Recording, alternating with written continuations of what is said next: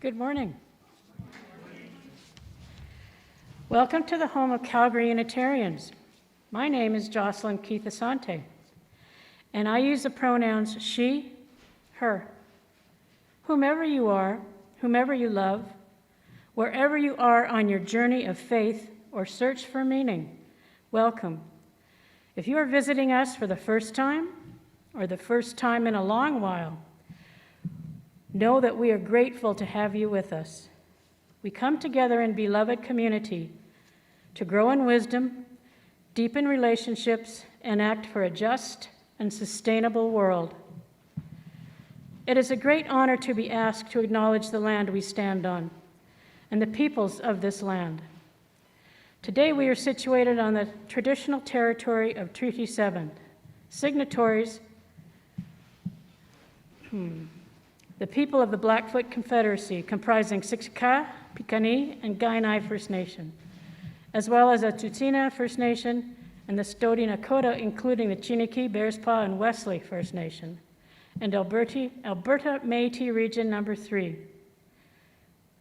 We stand upon a land that carries the footsteps and hearts of many First Nations, Métis, and Inuit people that have been here for thousands of years and many generations. I would like to acknowledge our and their relationships with Mother Earth. It is an interconnected relationship, as we are all relations and have an obligation to respect that this land has nourished, healed, protected, and embraced us. We represent the modern connection to those who signed the treaties. Therefore, we are all treaty people. Few, if any, of the government treaty promises have been honored, so it falls to today's settlers, whether your ancestors preceded you to Turtle Island or not, to compel government to comply with these agreements. There are some very important upcoming events this next week in Calgary. May 4th, 8 a.m., it's early, but good to get a good start, right? Interfaith Council of Calgary breakfast, where the key speaker will be Dr. Elder Doreen Spence. That's amazing, y'all. Where she and a good friend of ours, or Indigenous organizer, Wapski Miskinak's uncle, marched into the UN and said, "What are you going to do about the plight of Indigenous peoples across the planet?" So they did. It's called UNDRIP, UN, I can't remember the rest of it. Look it up. UNDRIP, UNDRIP. Started with Elder Doreen. On May 5th is the National Day of Awareness of Missing and Murdered Indigenous Women, Girls, and Two-Spirit. You saw the red dresses hanging from trees outside this building and inside the building as you entered. They are there for us to learn about and to honor the memory of all the mothers, daughters, nieces, sisters, aunties, kukum, and so many more who have gone missing, been murdered, and exploited in Canada since first contact. Colonization and settlement of these lands became a free ride for non-Indigenous peoples to rape, murder, and exploit the Indigenous women and men who were the stewards of these lands for thousands of years. In Calgary on May 5th, 5 to 8 p.m. at 200 Memorial Drive Northwest, this is where the veterans put out the white crosses in November for Remembrance Day. There will be a vigil for missing, murdered, and exploited Indigenous peoples. This is where in 2016, parts of Joey English from the Piikani Nation, a Blackfoot mother of 3, were found. The event is organized by Deb Greengopher, whose sister, Lainey, was murdered in 1982 by a Starlight tour outside of Calgary. I don't know if you've heard of those Starlight tours. The police and others would take Indigenous and vulnerable Indigenous people, drop them outside the borders of Calgary in minus 40 weather, and leave them. And yes, they died. To read these and so many more stories, go to the website, cbc.ca/missing and murdered. Instead of me researching the statistics for you of how many have been reported, and imagine the number who remain unreported and uncounted, and share them with you, it is up to all of you to do your own research and learn about the truth of colonization, our part in it, and how we can help change the systems that allow it to continue.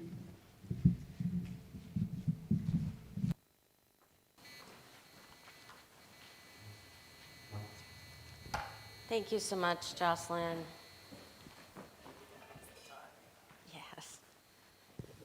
Good morning, everyone. I'm Reverend Shelley Thompson. My pronouns are she and her, and I'm the interim minister here at Calgary Unitarians. It is my honor to be with you today. I'm wearing my red dress as a reminder to all of us to wear them again on Friday when we go to see our friend Chantal and all of the brave, amazing families and mothers who are there to represent their missing and murdered relations. The Red Dress program was started in 2010 by a Métis artist and has gone all over the United States and Canada and really become an amazing movement. Her name is Jamie Black, and she made that first installation and continues to do that work today. We want to say hello to our friends on Zoom. Good morning, Zoom. We love you. And if there's, I know we have some visitors here today. Duncan's family's here with him. Hello, from Tennessee. They're here to visit. Any other visitors or anyone that would like to wave or say hello is welcome to do so if you're feeling brave. Robert's here today, everyone. Robert broke his foot last winter, slipping on some ice. He is very grateful to all of us. He wanted me to tell you, and he's going to tell you too.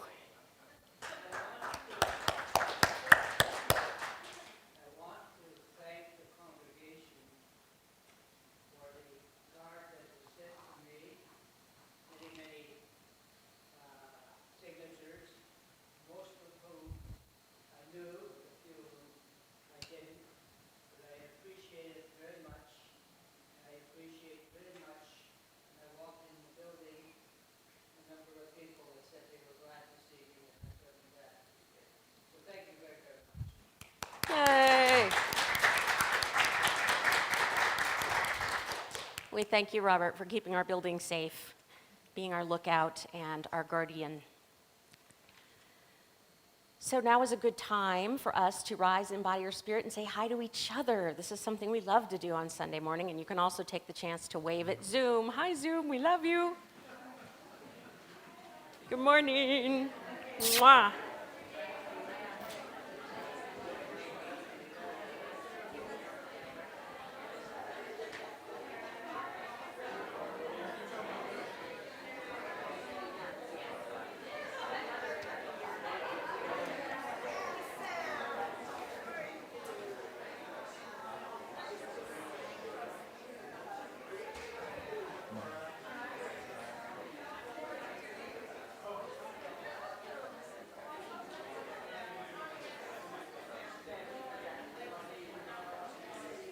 Hello.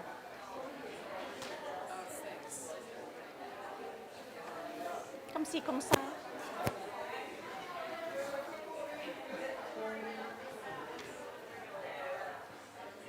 Good morning, one and all. Luckily, we have an extra opportunity today to socialize. If you want to stay for coffee time, it's followed by our budget town hall, and absolutely everyone's willing or more than welcome to come to that town hall, and there will be lunch. So, more chances today to spend some good time together and visit. And I want to remind everyone that our Canadian Unitarian Council's annual general meeting is coming up in May. It's that weekend of the 19, 20, 21 of May.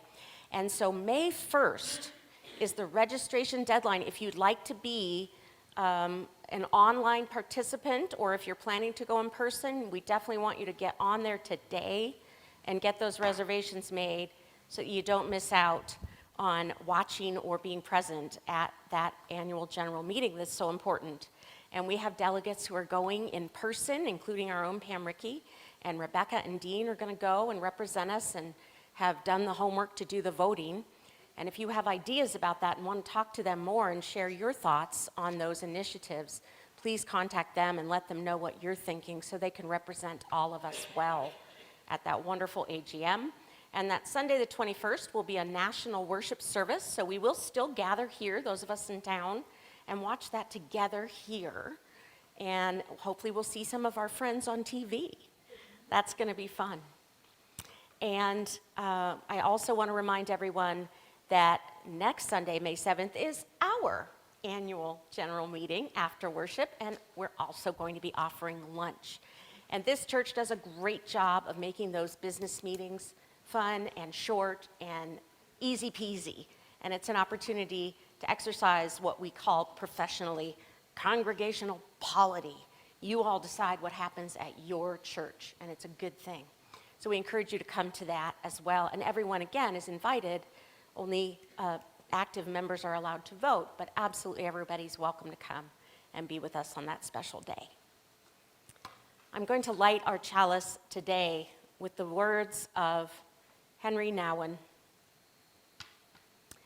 Today, I imagine my inner self as a place crowded with pins and needles. He said, "How could I receive any one of you in my prayer when there's no place for them to be free and relaxed? When I'm still so full of preoccupations, jealousies, angry feelings, anyone who enters will get hurt." I had a very vivid realization that I must create some free space in my innermost self so that I may indeed invite others to enter and be healed. To pray for others means to offer others a hospitable place where I can really listen to their needs and pains. Compassion, therefore, calls for self-scrutiny that can lead to inner gentleness. We light our children's chalice so that they may take that with them downstairs as they go. The beautiful rainbow chalice.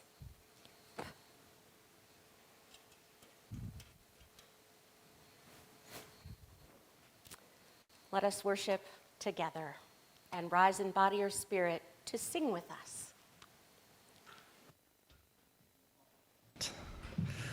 Well, this piece we'll sing is Slow Down, Recharge by Heather Pearson, and you heard it a few weeks ago if you were here, so feel free to sing along this time, and half of you maybe could sing with Jane, and half can sing with me, and we'll see what happens. We'll see you at the end.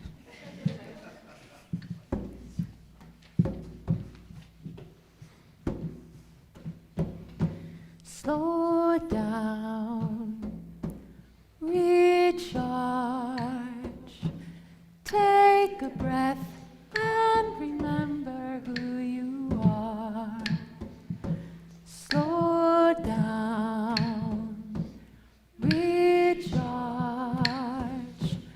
take a breath and remember who you are.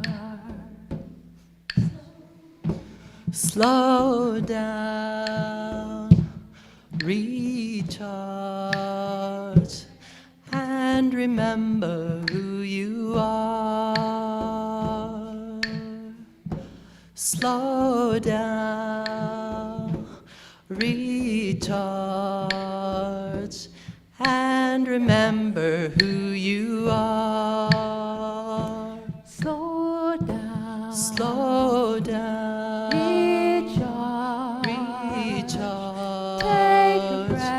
And remember who you are.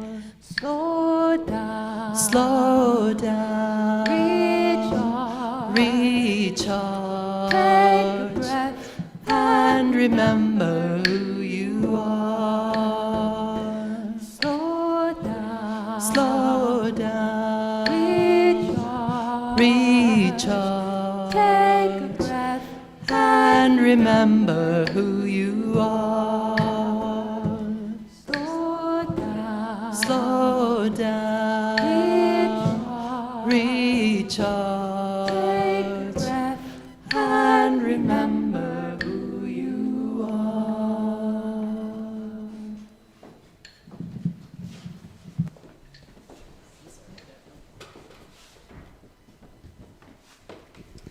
All right, thank you to Christian and Jane for that beautiful reminder to slow down. I think that's something I have to do every day. Just remember, slow down, take a deep breath, and just be here, be who we are. And who am I? I'm Sheila McMaster, Director of Religious Education here at the Calgary Unitarians, and my pronouns are she and her. Oh, slowing down, being here with all of you. I love it. I love it. And today we're talking about, it's a mouthful. We're talking about practices of community care and preemptive radical inclusion. And I thought, what story goes with that? What are we going to do? And I found one, and it's called The World Needs More Purple People. And I thought, what is that? What is a purple person? Great question. I mean, really great. Because purple people always ask really great questions. And they bring their family and friends and communities together, and they speak up for what's right. And they're kind and hardworking, and they love to laugh. And a purple person is an everyday superhero. And how do you become one? And that's the fun part, because in the story, Penny Purple will lead us through the steps. So get ready to be silly and exercise your curiosity and use your voice and be inspired. And the authors, they were looking to reach beyond the political divide of red and blue. And Kristen Bell, who you might know from many famous shows, she's a great actress, and Benjamin Hart offer a wonderful message about embracing the things that bring us together as humans. So get ready for The World Needs More Purple People. All right. Hey, kid. Yeah, you. Are you kind? Are you curious? Can you be really, really ridiculously silly? Then you better open this book right now, because you're about to become a purple person. Oh, yeah. Ta-da! Follow my guide to become a purple person. Now, you might be asking yourself, why in the whole wide world would I want to be purple? Purple is a magic color made when red and blue work together. I think all the best things in the world are purple. But you're probably wondering, what does that have to do with people? Wow. Are you a genius? Because you're already on your way to becoming a purple person, and do you want to know why? Step 1, ask really good questions. My dad says purple people ask great questions, and questions about everything, and even questions about questions. Hey, Dad, how far away is outer space? Have you ever met a dolphin? How many dolphins live in outer space? Purple questions are the kind that help you learn something really big about the world or really small about another person. How tall is the world's tallest rainbow? What's your bear's name? Charlie? My dad says more purple questions you ask, the more purple that you become. How many do you think there are out there? He also says I can only ask 20 questions about space and dolphins per day. Step 2, laugh a lot. My grandma says purple people laugh a lot. We're always laughing together, and I mean like snot out of our nose laughing. And we laugh at books, and we laugh at jokes. How do you make a tissue dance? You put a little boogie in it. And we laugh at donkey dances and hairy elephant knees, and we especially laugh at Grandpa's funny noises. Ha ha, snort. Purple laughing helps us remember the things that we share and forget what we thought made us different. And it's almost impossible to be angry when you're laughing. Try it, I dare you. And Grandma says the more purple laughing you do, the more purple you become. And she also says Grandpa's noises are her favorite funny noises in the whole wide world. And step 3, use your voice and don't lose your voice. My mom says purple people use their voice and don't lose their voice. She encourages me to use my voice to sing. My dad is the one with the hairy chest who loves me more than all the rest. And to give good ideas, let's wear monster costumes to school. And to share my opinions, I personally feel like we shouldn't have to eat Brussels sprouts because they smell like sweaty socks. And sometimes people lose their voice, and that's okay. It happens. A purple voice helps someone who's having trouble find their own voice. Purple people don't just speak up, they also listen. Hey, maybe you could tell them you don't like it when they call you names. Do you want me to help you tell them? And my mom says the more you use your purple voice, the more purple you become. Mom, can you help me with my play? She also says she heard my opinion about Brussels sprouts, but I still have to eat them, so I'm going to work on a better argument. And step 4, work super duper hard. He and I like to work hard while we build things. My grandpa says purple people know how to dig in and get stuff done. And while we're learning things, and while we're growing things. Purple people work is the kind of work that's done together to change something that needs changing. What do we want? More playgrounds. When do we want them? Now. And fix something that needs fixing, or help someone who needs helping. Grandpa says the more purple work you do, the more purple you become. He also says no purple work has ever been done while sitting on your backside sipping strawberry lemonade. All right. Are you ready for the last step? Are you ready? Are you sure? Are you really, really ready? Okay, drum roll, please. Number 5, paint yourself purple. Just kidding. That's not the way to become a purple person. Actually, being a purple person has nothing to do with what you look like. My teacher says purple people look all sorts of ways. They're big and small and old and young, and some wear cool coats, and some wear shorts with lots of pockets, and some wear funny hats. And she says purple people feel blue sometimes and red other times, and some purple people even have green hair. So number 5 is just be you. Like my teacher always says, purple people can come in every color you can dream up and in every size you can think up. And the only way to be purple is to just be you, because you are the only you that we've got.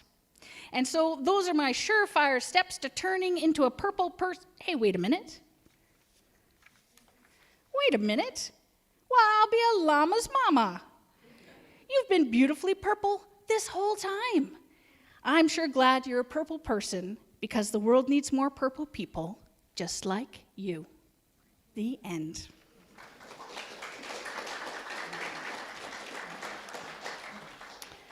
All right. And now for a little purple joke. Purple is my favorite color. I like it more than red and blue combined. And so today downstairs, the kids and youth are going to be exploring all the activities on how to become purple people.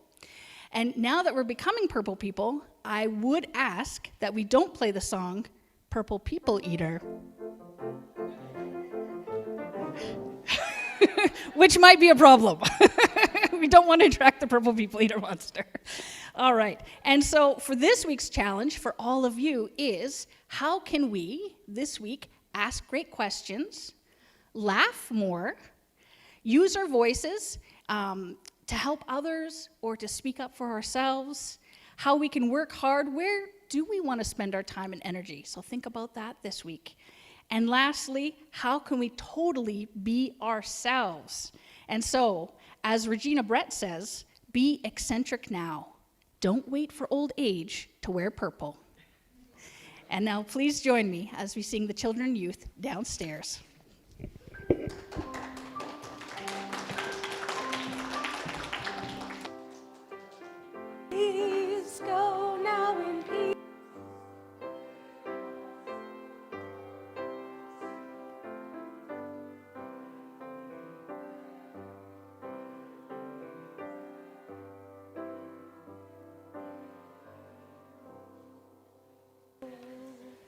Jocelyn, would you come up here for a second? Purple people also wear red when asked to do so by our community partners, and women wear skirts or dresses on these special days. Can you tell us about that, Jocelyn? It's a cultural norm for wearing a long skirt. For women is a cultural norm for many cultures. For instance, my husband comes from Ghana, and when we went to Ghana to meet his family, he had 3 or 4 outfits made for me because he did not want me showing up in shorts in Ghana. Thank you. Now, I get kind of huffy about it, but I understand. It is a cultural norm. And cultural norm for many indigenous peoples is wearing a long skirt for women. So when you come to 200 Memorial Drive on Friday, 5 to 8 p.m., you don't have to wear a ribbon skirt, but please wear a long skirt if you're a woman, if you have one. And there probably won't be any chairs, so come ready to stand and listen. Thank you. Thanks.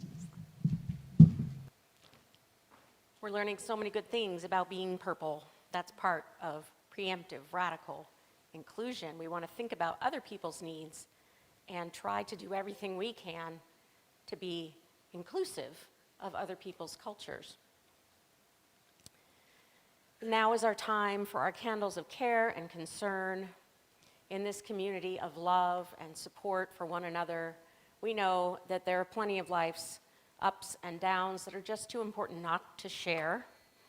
And so we light a candle for all of the joys and celebrations and good news, family visiting, people recovering, all the good things that are going on in our lives. We know there are so many.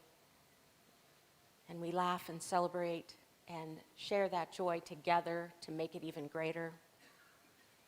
And we also know that there are many sorrows, cares, worries, problems in life. We need each other to help us carry these. They're very difficult, and to do them alone can sometimes feel like too much. We need each other to hold one another in love. And we know that the entire world is in need of our love and care. As we will talk about today, we want to learn how to make our we so big that it includes everyone. All people are our people. And we honor the cares, the joys, the concerns of all people everywhere. We send love and light, which we will be doing in song soon. And this is our peace candle. This is something that a lot of churches do. And we're going to try it for a while and see what we think. I think it's a nice idea to light a candle that is a reflection of our hope for peace in the world. And now you are invited to come and light your own candles or add a pebble to our communal bowl of love and support. And we are going to sing one of my favorites, I Am Sending You Light.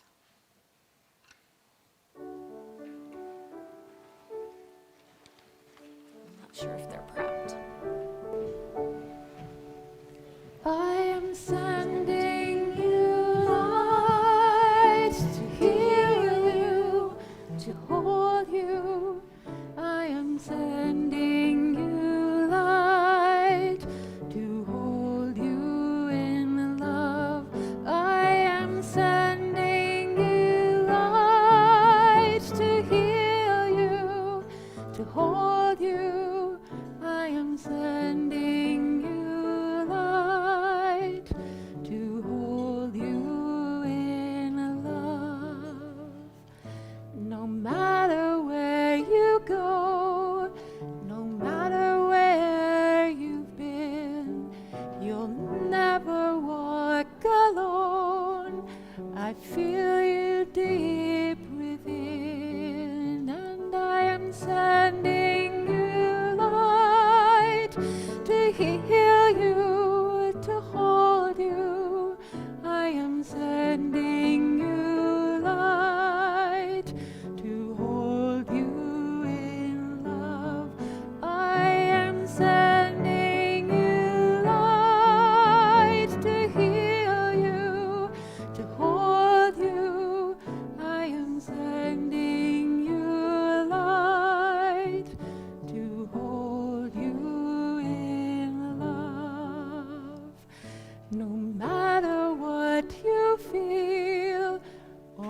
you choose to show. I'm always there for you, and so I want you to know that I am sending you light to heal you, to hold you. I am sending you light to hold you in love. I am sending you light to heal you, to hold you. I am sending you light to hold you in love. I walk the path with you. Go slow, dear one, don't hurry. I'll go just like you need to go.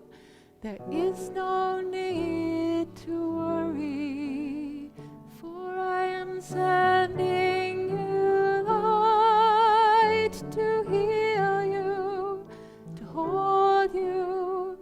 I am sending you light to hold you in love. I am sending you light to heal you, to hold you. I am sending you light to hold you in love.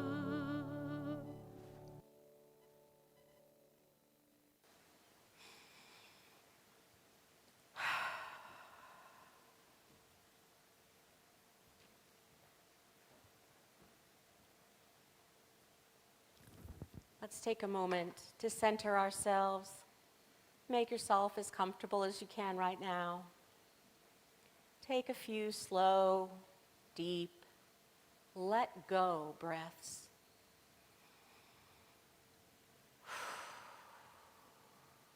See if you are able to create some inner gentleness and feel loved and accepted exactly as you are, you purple people, right here, right now, present, together.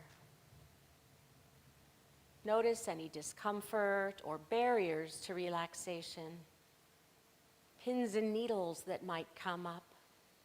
Just notice them.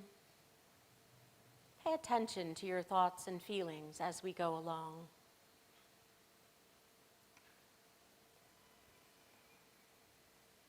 Preemptive, radical inclusion. It's a mouthful, and the scope of the work is no easier. Luckily for us, there's an extraordinary Unitarian Universalist minister named C.B. Beale, they, them, who focuses on PRI as a part of their justice and peace organizational consulting work. CB is dedicated to helping us grow and learn the practices of preemptive radical inclusion that give us the skills to better live our values and build beloved community. This past week, I was pleased to be in a conference of ministers where CB was presenting on PRI. I previously had done a workshop with them on multiculturalism in 2018, and I was so excited to see them again and to learn more. They started us off with a quote from Mia Birdsong, who in a podcast called wonderfully, Community as Verb, Mia said, "We're all conditioned to try to move at the pace of patriarchy, capitalism, and white supremacy, not at the pace of love, humanity, and liberation. And if you and I talk at the speed of liberation, I imagine we'll be less out of breath." So CB advises when we want to practice our preemptive radical inclusion, we need to slow down and go at the pace of love, humanity, and liberation, because all the people are our people. And I share this with you. In CB says about themselves, I'm my own cautionary tale. So am I. I am not perfect at this. I practice this. That's why we call it a practice. And I need you all to be my accountability community for and with each other as we help each other practice this in our minds and our thoughts and our hearts as much of the time as we possibly can. Most of what I will share with you are words from CB themselves on their website. They tell us, preemptive, radical inclusion lives at the intersection of trauma-aware and anti-oppression practices. It's a way to examine privilege and to take on responsibility. We are all both privileged and challenged. We benefit from and are oppressed by our communities and social and political structures in different measure. We all live in that intersection somewhere. And we're in positions of leadership or in community leadership.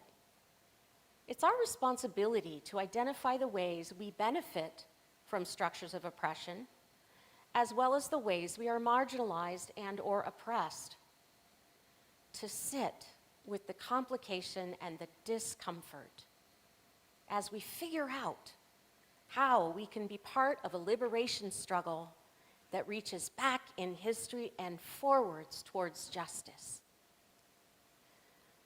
CB gives us 10 core practices of PRI, and I've printed them up for us. They're a wonderful little brochure, so I want everyone to take one. And we're going to keep these at our welcome desk, and we want to remind ourselves often and in many ways as possible that this is our goal here at Calgary Unitarians. It's part of our mission to be preemptively, radically inclusive. So I'm going to highlight a few of these practices for you. Number 9, we must interrogate our thoughts and seek other perspectives. Much of what we understand as given is not universal and may not even be true at all.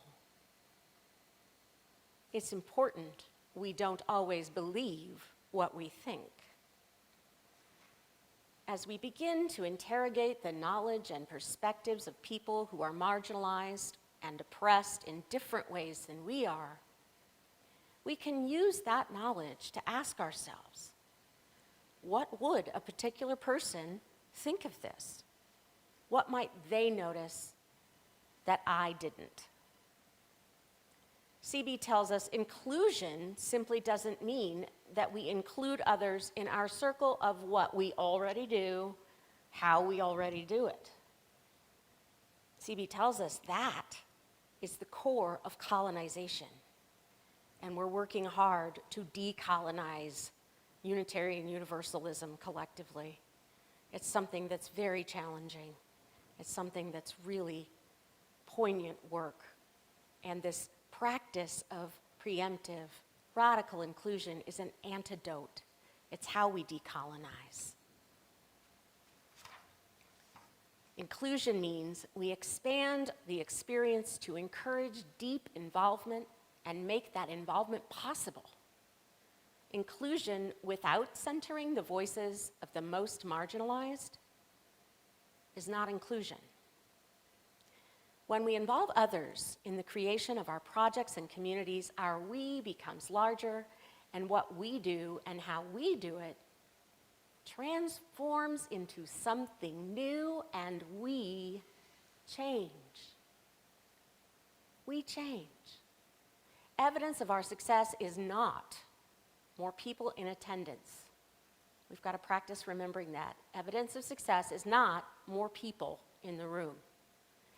The evidence of our success is that we have changed. And skill number 4 says, at all times, assume everyone is in the room. Preemptive radical inclusion means that we intentionally position ourselves, before we know anything at all about anyone in the room, to presuppose that everyone, not just people like us, but everyone, is already and always in the room. We don't wait for someone to tell us what they need and then meet their needs, if we can help it. We create experiences that preemptively involve them. In some U churches, people are confused by this. They say, well, there aren't any of that particular group here. Why do we have to practice their music or their song or their way of doing things? They're not here. Well, let's preemptively include them anyway, so that when people who have that identity do come, and you may not know it when they do, we want to preemptively include everyone. It's work for all of us. And it's preemptive because we as leaders are responsible to figure out in advance how to involve everyone in the experience, meeting, or activity. And we make those changes without attendees having to make their needs known because we've already planned for them.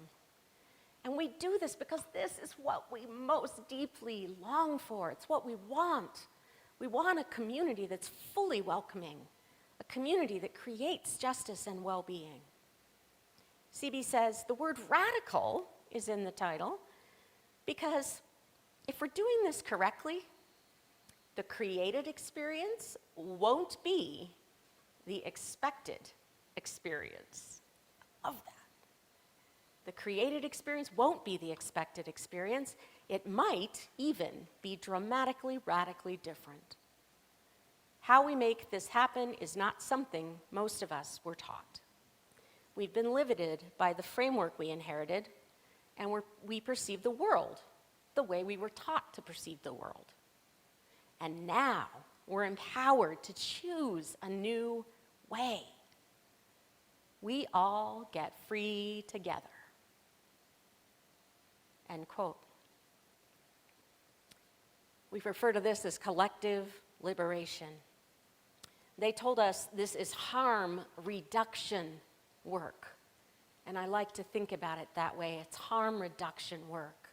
How can we preemptively choose our words and our thoughts and our practices as carefully as possible to not harm anyone? We're trying to be a better community of care in our hearts and our minds and our practices all the time. So once again, like we talked about last week, social justice isn't over there at the march or the event or the Calgary Alliance. Social justice is in our hearts and our minds and our practices and our lived experience all the time.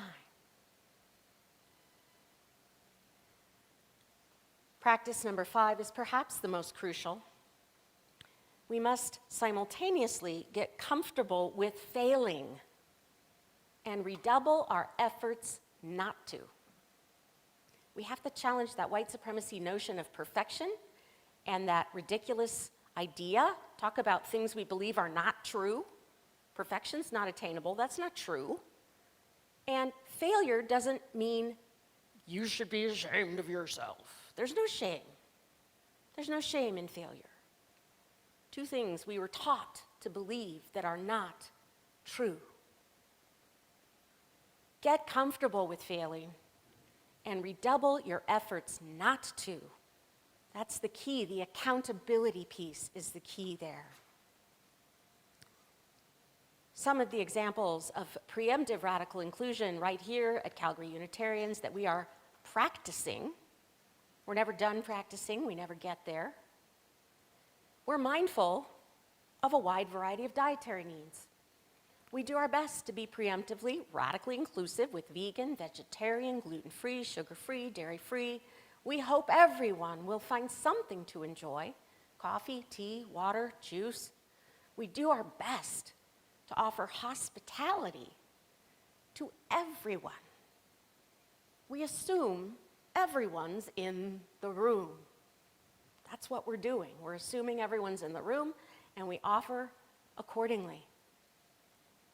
We also work hard to make this old building as accessible as it can be.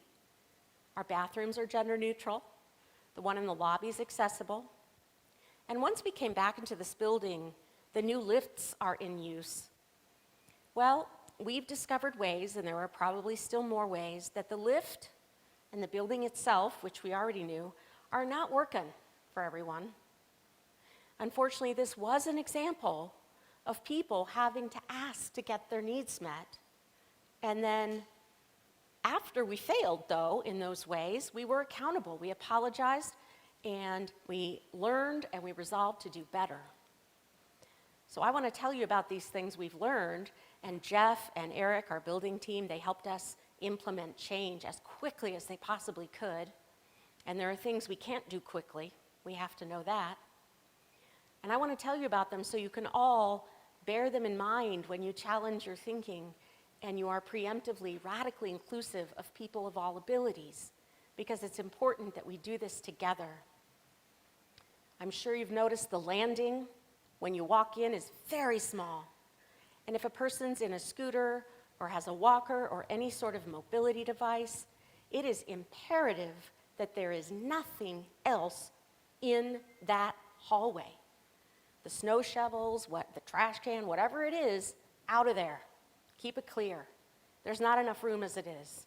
And you'll notice there's holes in the wall because scooters have to ram up against the wall to make that corner. Keep it clear. We have to keep the key turned on and the power turned on. Right? Should be obvious. Wasn't. We didn't think about it too much. Not everybody can turn the key. And of course the power has to be engaged or it won't work. Right? And if you don't know how it works, and I had to fail and learn this the hard way. If you don't know how that thing works, please go read the directions and practice when nobody's on it and nobody needs it. Everyone should know how to work that thing. That's part of being inclusive. Let's assume everyone's here and we're going to need to use it. Practice when no one's looking. The other thing that happens is when you reach the top of those stairs, there's a set of doors that open inward. Opening the door is preemptively, radically inclusive justice behavior. Open the door. Invite people in. Welcome them. And as CB tells us, inclusion is just the doorway. Justice and equity happen out there after you've gotten through the door. Open the doors when we come in the building. Will you all help me remember to do that? Get those Wickenden doors open right away.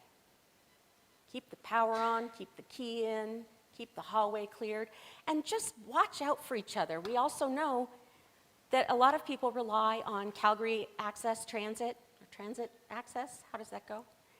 And, or rideshare or some other form of transportation. There were not signs on the building saying which door to go to. It was confusing. Jeff made us some signs. They're a little small. I think they could be a little bigger, maybe. And we've asked the city, we want one. There's a pole right there on the curb. We want a sign on that pole. And you know what? The city's moving at the speed of molasses. We need to get a fire under them and get that sign so that the drivers of these rides know where to park and where to come to help people. Because if you don't hurry fast enough, they'll drive away without you. And in the winter, when the weather's bad or it's too hot out there, people have to wait in that tiny little space, and there are no windows. You can't see if your ride's here or not. And we can't fix that right this minute. So it's part of the reason why we're thinking about this old building and how well does it serve our mission and what can we do. And we're going to do the things we can, and we're going to keep planning and thinking and discerning about the future of our mission and our congregation. Might there be another space that would serve us better? It's scary, but we know this building is not as inclusive as we would like it to be. That's just true. Parts of it are 100 years old. So it's so important for all of us to be mindful, pay attention to each other when we're coming and going. Pay attention to those radically inclusive practices. Be there to offer help if it's asked for or wanted. That's the platinum rule. We only do unto others as they ask to have done. Not what we think is right, but what they say is right for them. We can all do this together, right? Everybody in this with me? Help us with access? Amen? Amen. Thank you. And I'm so grateful to the gracious people who've been patient with us in our learning and patient with us when we failed, helped us learn, granted us grace. Number 7 on CB's list, we can practice properly pronouncing people's names and using their pronouns when we're alone. There's a famous Nigerian author, Chimamanda Ngozi Adichie. Chimamanda Ngozi Adichie. And she said to her Western audiences, if you can learn to pronounce Fyodor Mikhailovich Dostoevsky, you can learn to pronounce my name too. So there. Practice while driving in the car, CB says. In the shower, going for a walk. CB gives us an example sentence. CB is cool, they are fun, even if they are irritating sometimes. Practicing alone or with your best friends or with your nearest and dearest. I do this all the time. Ministers, we're constantly helping each other with this. It means that we can be more present when we're with people. We will bear witness more accurately to who they are by using their names and pronouns comfortably. Comfortably. Sadly, a religious educator here in Canada in a UU church recently quit because the congregation would make the effort to ever use their they, them pronouns properly. No matter how many times they were told, no matter how many times they were reminded, no matter how many times they got it wrong, they were not accountable for the work and they didn't do it. And this person did not feel welcome and they left. True story. Very recent, true story. The minister left that church too for other reasons. We got to do this work. It's so important. Our justice, equity, diversity, and inclusion work, we are Jedi. And we're practicing here by identifying our pronouns, you may have noticed. It provides that sense of normalcy and welcome. And of course, we will do our very best to acknowledge people's full reality, their existence, in full. Don't leave part of yourself at home. Bring all of you when you come here. To fail is expected. We know it's hard to remember for those of us who are a little bit older and didn't learn this when we were kids. It's expected that we'll apologize and be accountable and practice more and do better next time. I'm my own cautionary tale. How about you? You mess up the pronouns sometimes? Anybody? Everybody? We practice with each other and help each other out with that. Number 8 says we must identify what is our next move forward toward increasing justice in our own little particular ways. They're not going to be grand sweeping, go to the UN and change the world stuff. Probably not. That's okay. We need to make that one next move. And identify the work, this is number 10, identify the work with people who can help us move forward. Because clearly, all on our own, our thoughts and perceptions are limited to what we were taught. And so sometimes we really do need a lot of help from other people with different perspectives to help us widen our circles of concern. And so whoever it is, accountability is the key. And we know for sure we have much work to do with our trans and queer and non-binary siblings. We know we have much work to do with all of the racialized communities among us. We have some wonderful siblings in the Indigenous community. We were speaking about Miskanack today, and some of you have met Pablo and Elder Doreen, 2 of our amazing elders that teach us willingly. Bless them, we love them. And there's programs in Calgary now. There's actually a grant and funding for us to try to be more multicultural and inclusive. And there are Indigenous partners who want to help us do that, to come into this space and say, well, I don't see myself here anywhere. This is not inclusive of me. What can we do differently to our space to make it more preemptively, radically welcoming to all people? And how can we learn? How can we practice? How can we help each other broaden our perspectives? And we have so many good ideas about that. And Jocelyn here and Michael is in the back. They're our justice team. And they have great ideas, and opportunities are going to be abundant in the coming year to practice this together. It's really good news that Calgary makes this easy for us. It really does. There's no excuse because it's so easy in Calgary. There's opportunities all the time. Stampede's an opportunity. There's a powwow that we're invited to respectfully attend. How exciting is that? Let's go learn. So there is so many good things happening here already. And again, we're never done, we're never perfect. But we are in accountable, beloved community with one another, doing our best to just bend the moral arc of the universe a little bit more towards justice. That was Unitarian minister Theodore Parker who said that in the 1850s. Martin Luther King Jr. quoted him. We want to bend that moral arc toward justice. We have to choose to. It doesn't do it by itself. And CB says, if this PRI were something that we could be perfect at, perfectly accomplished, we wouldn't think of it as practice. And practice will never make perfect, right, Jane?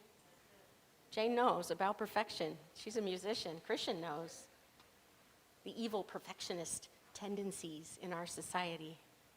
You see those notes that Jane missed under the piano? There's a big pile of them, she told us. They're under there somewhere, waiting to shame her. No, they're not. They're not.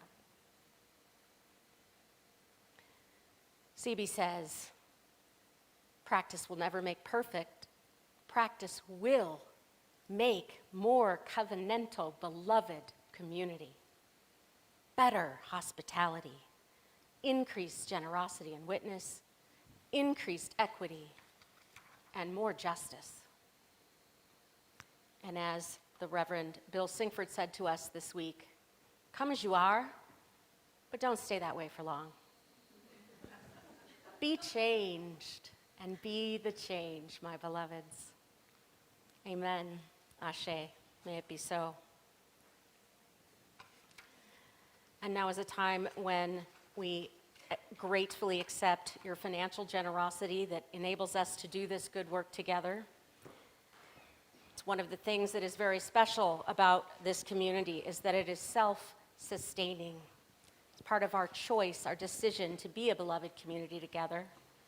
And we are so grateful for all those who give in the spirit and the value of generosity to make that possible. And we're sharing again this week with Skipping Stone, the wonderful organization here in Calgary that addresses the needs of our trans and queer and non-binary families, children, adults, by offering them specially tailored services to care for them. And one aspiration of work we can do is to work on our welcoming renewal process.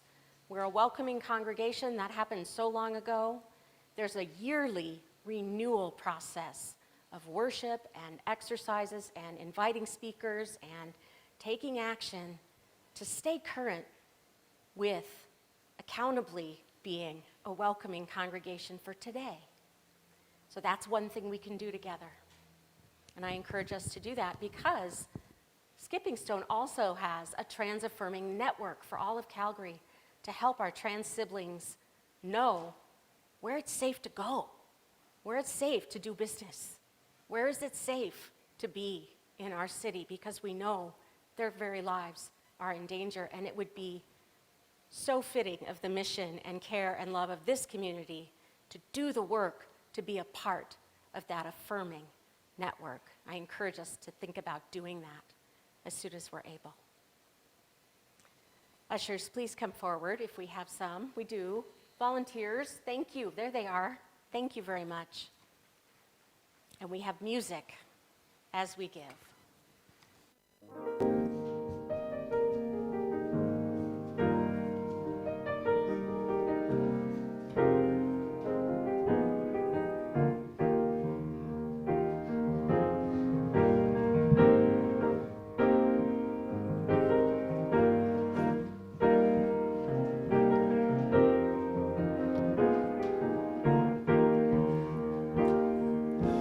Greater than fear, greater than ignorance, greater than anything is love. Greater than hate, greater than prejudice, greater than anything is love. Greater than fear, greater than ignorance, greater than anything is love. Greater than hate, greater than prejudice, greater than anything is love. Greater than fear, greater than ignorance, greater than anything is love. Greater than hate, greater than prejudice, greater than anything is love. Greater than fear, greater than ignorance, greater than anything is love. Greater than hate, greater than prejudice, greater than anything is love. Greater than fear, greater than ignorance, greater than anything is love. Greater than hate, greater than prejudice, greater than anything is love. Greater than anything, higher than anything, cheaper than anything is love. Greater than anything, higher than anything, deeper than anything is love. I open my heart, shine light in the dark. I will not give in to despair. Though people are crying and hurting and dying, they say love conquers all, every time, everywhere. Greater than anything, higher than anything, deeper than anything is love. Greater than anything, higher than anything, greater than anything is love. Greater than anything, higher than anything, deeper than anything is love. Greater than anything, higher than anything, deeper than anything Is love.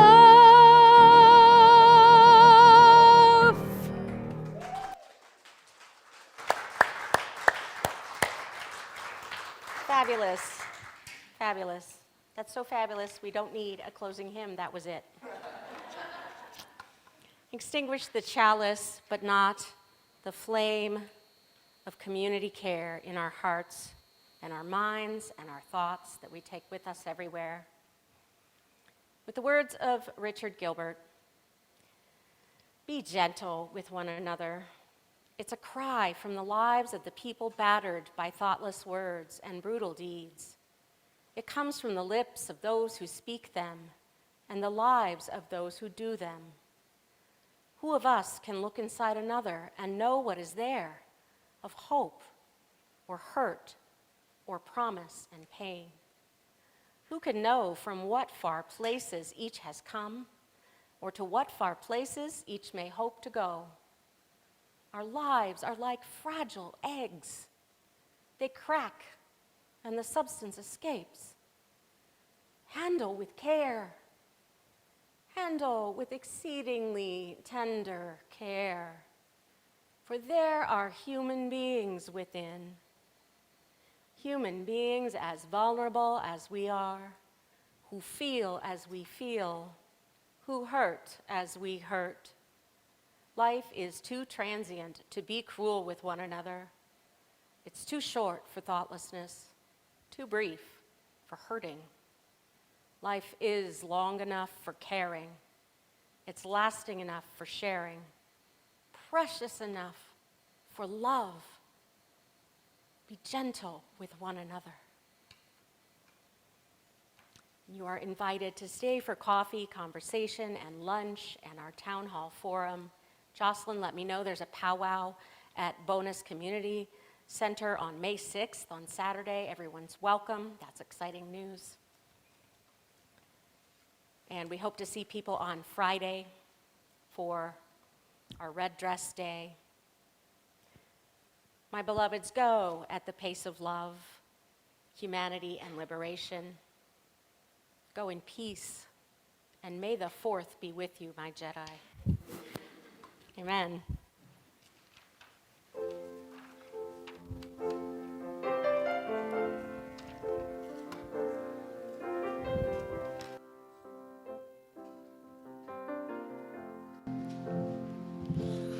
I am willing and I am willing, for to be hopeless would seem so strange. It dishonors those go before us, so lift me up to the light of change. There is hurting in my family. There is sorrow in my town. There is panic in the nation.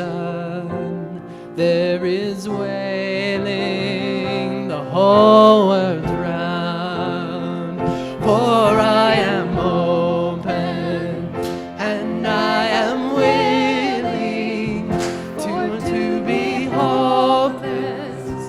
So it seems so strange. It dishonors those who go before us. So lift me up to the light of change. May the children see more clearly. May the elders be more wise.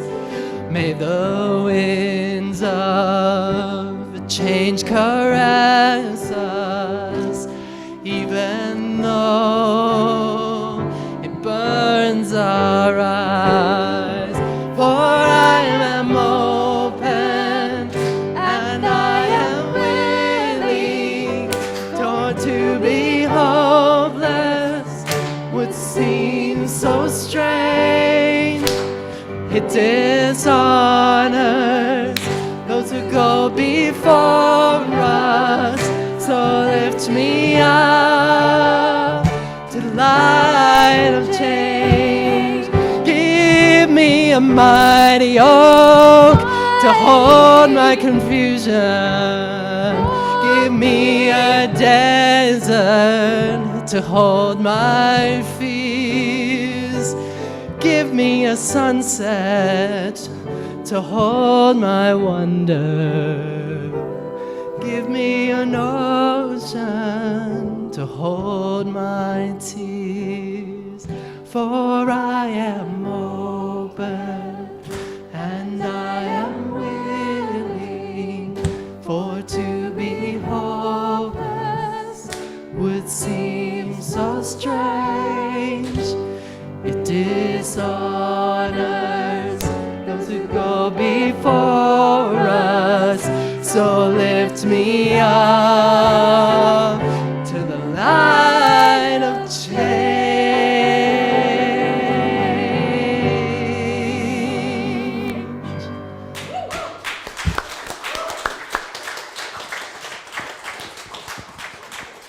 Very good news for us all, the dynamic duo of Christian and Jane.